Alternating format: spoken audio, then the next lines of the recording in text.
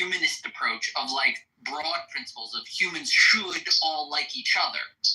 And that could be wrong, right? That might not come from God. And that could be like a distortion designed to confuse people. But I'd say that mostly humanity works as like a collective, and we move with the dumb parts and the smart parts. And in terms of like morality, the highest level consideration is that there shouldn't be any moral delineations made between different people, that we should have at least some kind of a basic caring for everyone.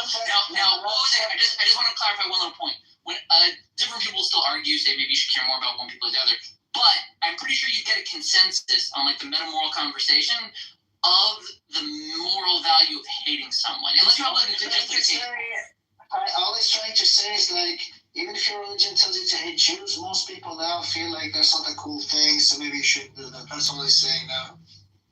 So maybe I shouldn't do that? No. He's saying maybe I shouldn't do that, but he's saying most people kind of come to that conclusion, so maybe you shouldn't do it. But the point is, look, the religion, and his religion also teaches that most people are in the wrong. Like most people there. And it's about this like convergence of most people. No, that's why I went to the meta, right? Meaning within any specific religion, they are going to claim that other people are heretics and they're all going to die and blah, blah, blah. Exactly. But when you get to the meta conversation of those communities existing for a while and then interacting with each other, they sort of pull back towards this broad... Explain the other meta, though. The meta that like all these religions seem to converge on hating Jews. That could be. Maybe that's the truth. Who knows? Like the Stoics, the Epicureans, the Christians, the Muslims. You didn't like the Jews? Man, fuck those guys. Read Seneca on the Jews. Haven't you read that? No, but I'm ready to hate Seneca because I never really liked the Stoics. They're kind of assholes. Wait, why did you hate the Jews though? Yeah, why did you dislike the Jews? I think because of like economical and conspiracy reasons. But I don't know wait. So what is the root of that though? I really don't understand this. Like I've been on Clubhouse for like 3 weeks, and like I've heard the most anti-Semitic shit ever. Like, like what is the root of this shit? Like, okay, I can tell you my theories. I think it's similar to like how everyone on the planet knows Superman, even though Superman doesn't exist. The Jews have existed within like physical media for people to read and share with each other for millennia. And few written narratives have maintained that story, let alone had a religious effect on half of the planet conservatively. And with that comes a weird offshoot, right? Because the two big religions are the ones that matter, not Judaism. Judaism is small, 1.5 million. Christianity and Islam, massive, but inherent within their text, their narrative, their religious fundamental idea of the universe is an old story about a lot of Jews.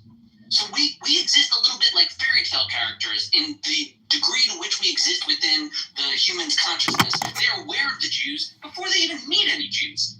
And like they hear stories from Jews that go back thousands of years because we've been tracking the stories that long. So to me, it's more, and there's other elements as well, but that pushes the awareness. So people know about the Jews. Then there's the fact that they lost. They are implicitly cursed by God. Even without like the death of the deity thing, they lost the state. A fallen state is itself a curse. And they resurrected, and people didn't like it when they resurrected it. That was when really like charted anti-Semitism started to pick up. They're like, what are these rowdy Jews doing coming back here doing this? It was like 80 years removed. Because a failed state return is weird. And then, so the message gets spread. The Jews are surviving, doing whatever little thing, and stories are still spreading about them as they go around, maintaining their distinctive qualities among cultures that grew up off of sects of their ideologies. So there's, within all of the perspectives of Judaism, aside from the fact that they exist within fairy tales, they exist as precursors, as like an ancient paganistic version of whatever true religion we're following, Christianity or Islam. So they are innately an enemy of both of those ideologies, just like the Titans were the gods of the Greek islands before the Greeks came in and killed them, which is why the Greek gods killed the Titans and took the land. That's what happens. You kill a god and you replace it. The problem is the Jews kept living. They didn't just die out and their story was over and turned into either Christianity or Islam. They kept telling their Jewish story. So as a result, you had two competing historical narratives on religious fundamental ideas of the universe, which is just literally a recipe for warfare.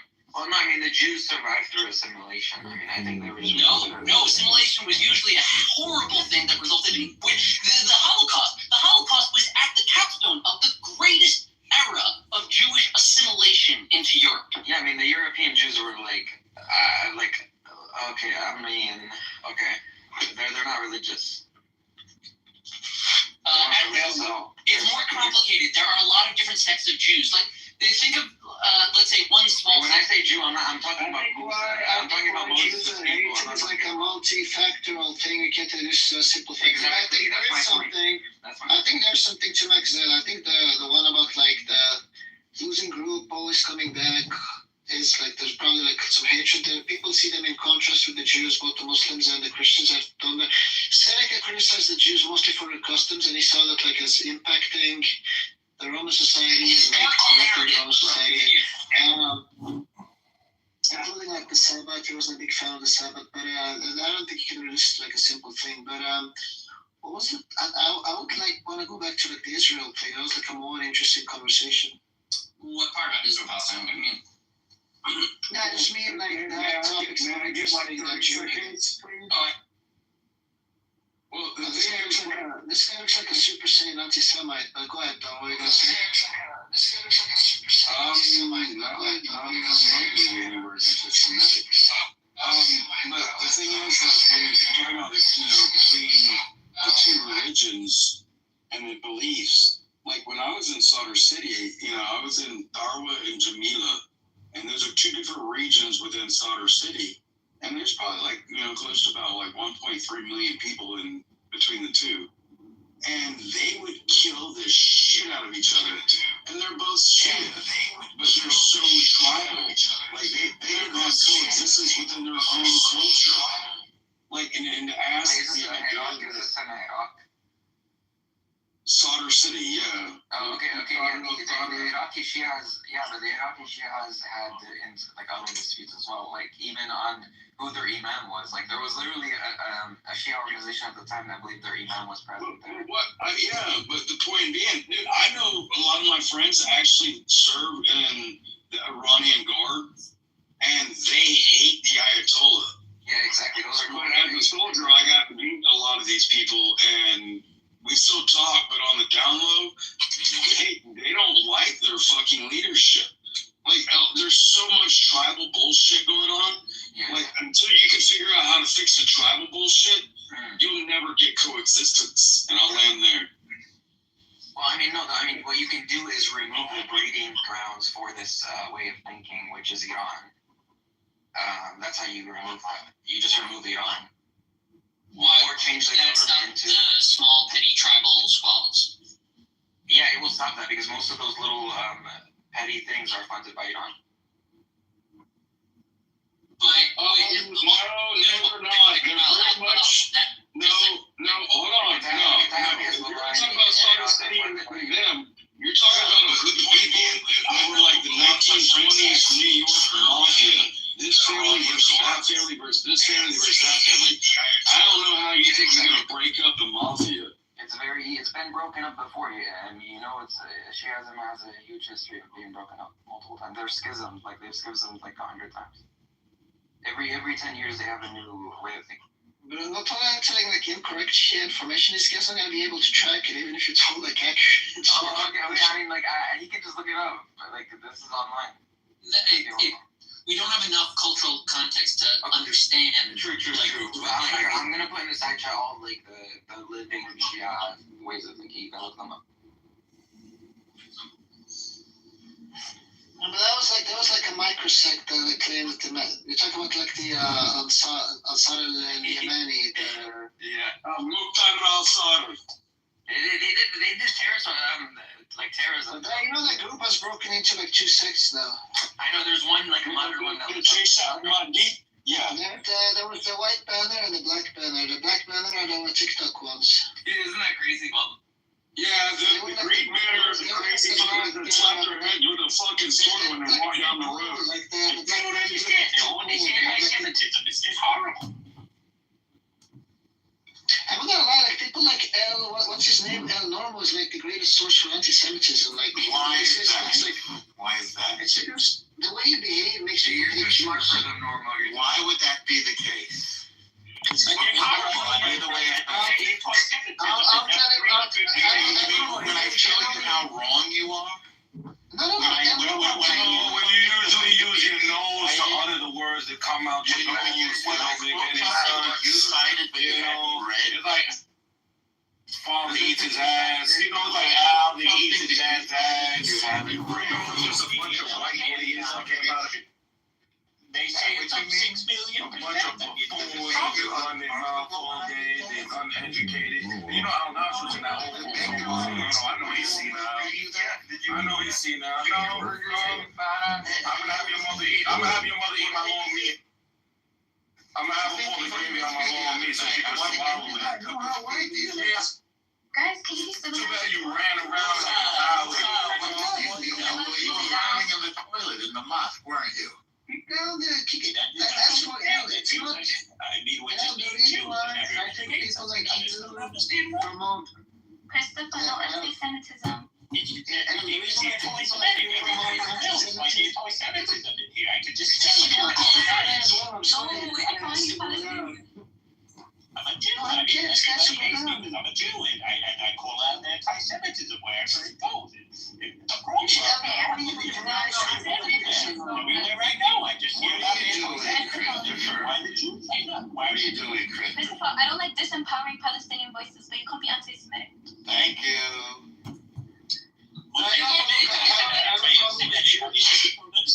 Look, no, I have no problem with Jews. I just don't like Jews like you that like call anything Well, I don't anti-Semitic. like people like you, so who cares? Why is it relevant?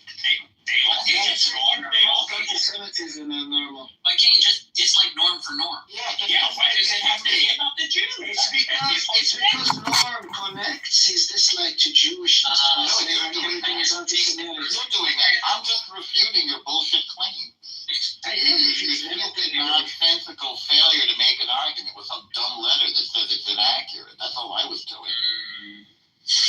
Well, that comes from you not being able to charitably read, but that's not what I'm pointing out. So what is charitable reading? Tell me a little bit about that. You mentioned that before. What is that? Well, one thing of principle of charitative reading is not to attribute contradictions to the author. Okay, even when they exist? Yes. To minimize contradiction attributions, yes, that's a principle of charity reading letters or ancient text or any kind of text, yes. So where does that come from?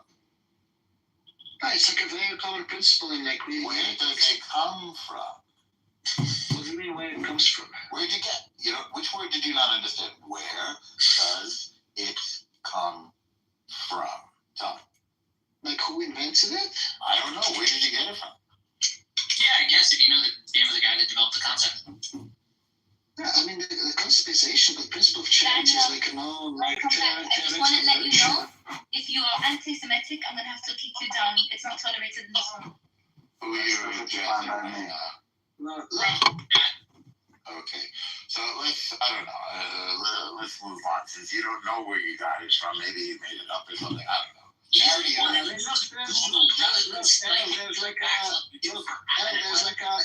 There's like a wiki and everything on the principle of charity.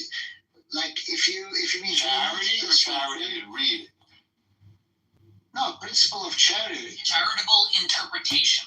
Okay. So it's not charity and reading, it's called charitable interpretation, is what you were trying to say before I got Yeah, here? what do you think interpretation is? Well, I'm listening not to be sick because you didn't know what you were talking about, right? You said charity and reading.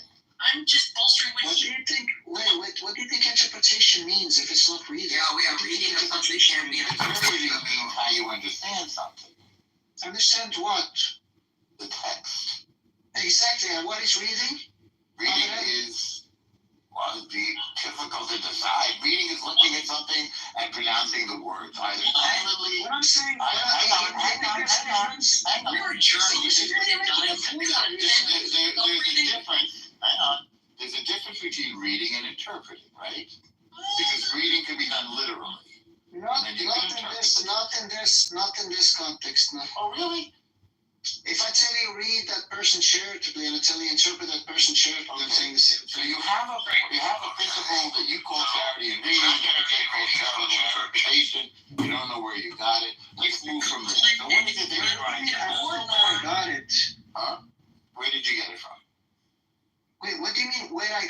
like when I first read about it, when I first learned about it, who it originally was. What are you citing? Who manipulated you into charity? Well, not charity and reading, as he said. Did you invent it? Look, it's a common hermeneutics in philosophy and in hermeneutical texts, even of like ancient texts too. Like Okay, you heard about it in a philosophy? In literal reading. Huh? Say it again. Say what? Say it again, Richard. I said that it is also commonly understood and taught in the literal act of reading. I see. I have never heard of this being taught. It's something called charitable. You heard about it in a philosophy class or something, Gary? I heard about it more in hermeneutics than philosophy, even though I have a background in philosophy. Okay. Yeah, it is also hermeneutics. So, and did you take a class in hermeneutics? In hermeneutics, I do have a degree in philosophy. Okay. But so, if I say, where did you hear about this? You could say, well, I heard about it in a philosophy class, right? I think he said hermeneutics, actually. I don't know. Did you take a hermeneutics class? I asked him that already. I don't. See, this is why I'm becoming more anti-Semitic. I don't understand these questions. Like, You don't understand the question. You become more anti-Semitic. I'm not gonna remember. Look, somebody asked me, where did you first learn about reduction or reduction or intention? Just justify why you hate Jews is not to say why you hate Jews is not really a flex, Gary. It just kind of shows your ignorance. I don't hate Jews. Because I hear you're a Palestine defender. You're a Palestine still, Gary. No, I don't defend Palestine either. He's a person who makes anti-Semitic crap. They'll just ask me what is my source for principle of charity, Sam? How should I answer that question? No, I said, what is your source for what you said was charitable reading? That's what you said. That's Answer in many ways, but that makes me hate Jews. It's not one of the answers. It's just something of it. Right?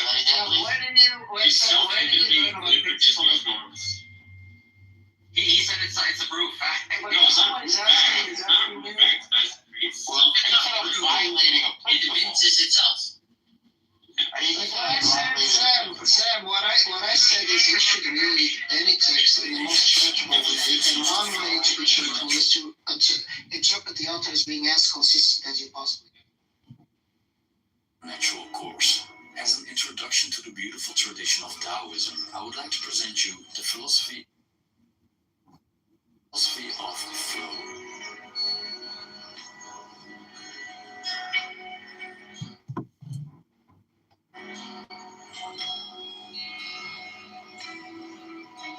The Tao Te Ching is a mysterious piece of art. Not only there's no consensus when exactly it was written, but the existence of its author remains disputed.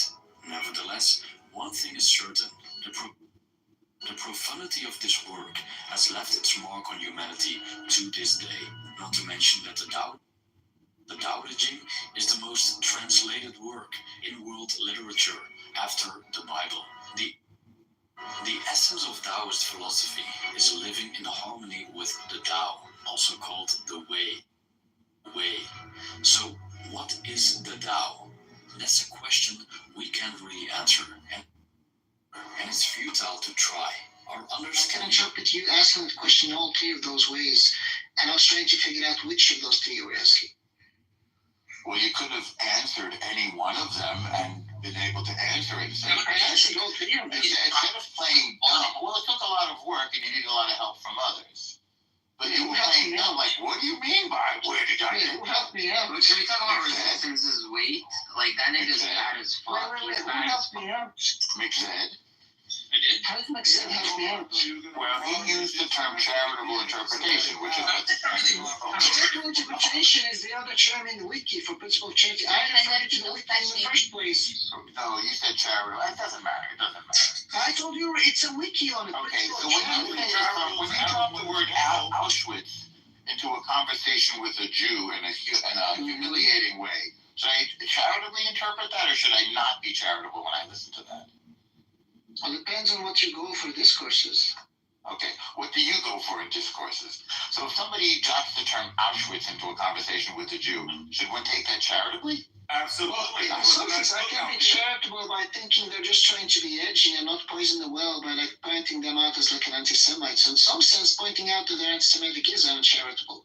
It's charitable. I think it's accurate, don't you? Still not charitable though. So what was that, Max? I said, Not charitable. yeah, I said the whole point of charity is to not be seeking what you want to impose as the accurate, correct interpretation. Charitable is saying, let's try to assume the document or text or media in front of us is attempting to communicate. I was charitable to Al's mother's butthole, by the way. Yeah, your mom's a fucking slut. You're fat as fuck, by the way. I just One way to think about one justification for principle of charity. Yeah, what's the real to obesity maximize- is resistance will do. That's what I want to fuck. Ask your mother, we have to measure her mouth when she put the meat in it. Badass, you fucking. You have to measure your mother's mouth. It was wide. You're never gonna free balance. We're gonna free your mother's butthole. Don't worry. We're gonna free your mother's You ate butthole. all I don't know, why is this black guy worried about Palestine? Like, worry about the hood. What's wrong with you? Ignore worries. L, look, did you want like an argument for the principle of charity, or did you like move on from that? I thought you wasn't gonna let no racism in here. I wanted to point out your anti-Semitism. So you we could be racist, but not anti-Semitic. I'm against racism. By the way, He just said something racist. He just said monkey or black sometimes. I didn't hear him out. Wait, who said it? The garbage, Gary and this animal Al. Well, but you make anti-Semitic remarks, which makes one think you're anti-Semitic. Nah, I just like to tease you. No, I didn't say any. Well, we don't know each other well enough for you to tease me. And you were talking to somebody else. I know you enough now. Don't worry, we're like buddies No, now. you like to, not to me. And by the way, you weren't talking to me when you mentioned Auschwitz. You were talking to somebody else. You're talking to And so I don't think you were just teasing when you brought that up. I was teasing Daniel. I was teasing Daniel. I think you were being nasty. Al's mother was having nice barbecues at Auschwitz. Resistance now for the Auschwitz rap. Why? That was No, is it? What's the sermon about? What do